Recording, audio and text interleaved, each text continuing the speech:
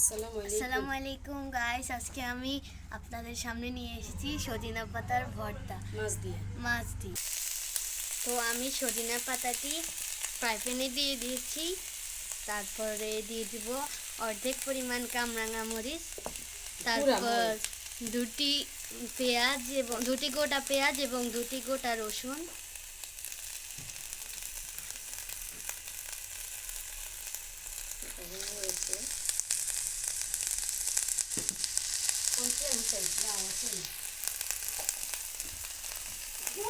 এটি কিন্তু এই দেশের খুবই জনপ্রিয় একটি খাবার।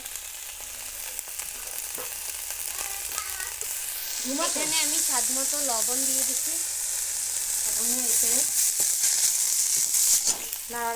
ভালো মতো নিয়ে চেড়ে দিয়েছি। এখন এটাকে কিছুক্ষণ হওয়ার জন্য অপেক্ষা করতে হবে।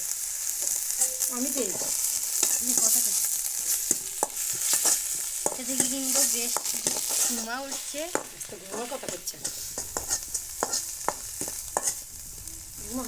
এটাকে প্রায় 10 থেকে 15 মিনিট পর্যন্ত জাল করে নিতে হবে।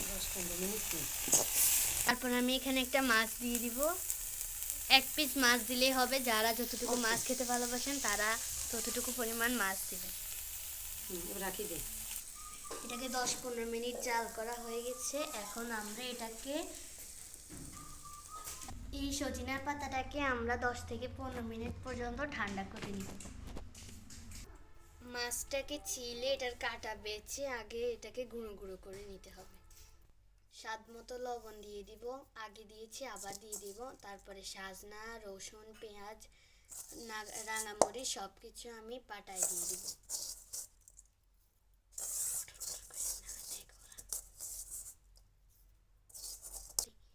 এবার এগুলোকে আমি ভালো মতো ছেঁচে নিব।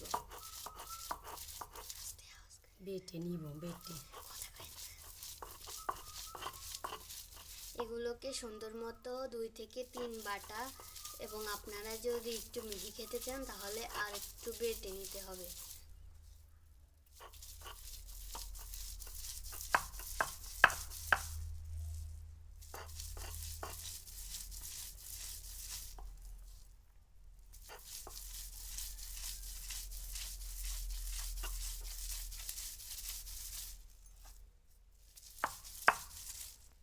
আর আমরা ভিডিওর সময় যে এই মাছটি দিয়েছি সেটা হচ্ছে ভাজা মাছ। আপনারা কাঁচা মাছ দিবেন না, অবশ্যই ভাজা মাছ দেওয়ার চেষ্টা করবেন, না হলে এই সজিনা পাতার ভর্তার কোনো ফ্লেভার পাবেন না।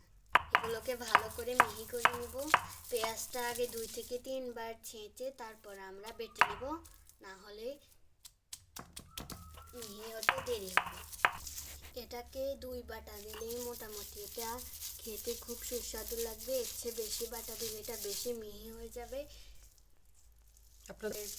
আপনারা আপনাদের পছন্দ মতো 2 থেকে 3 বাটা পর্যন্ত দিতে পারেন।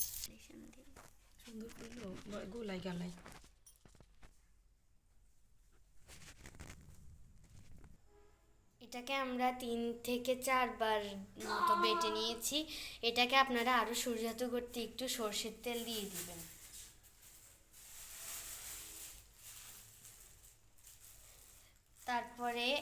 তারপর দিয়ে দিব হাফ চা চামচ গুঁড়া মরিচ। এবার এটাকে ভালোভাবে মেখে নিব। তারপর এটা আমরা ভালোভাবে মেখে নিব।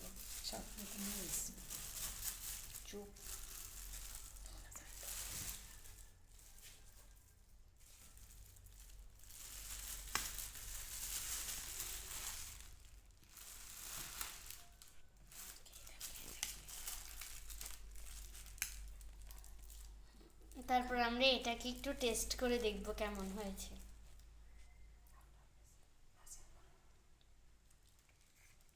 এটা খেতে কিন্তু খুবই সুস্বাদু হয়েছে। আপনারা অবশ্যই বাড়িতে এটা ট্রাই করবেন। এটা দেখতে যেমন লোভনীয়, খেতেও ঠিক লোভনীয়। এই ভিডিওটাকে শেয়ার করে, লাইক করে, সাবস্ক্রাইব করে দিবেন। আল্লাহ হাফেজ।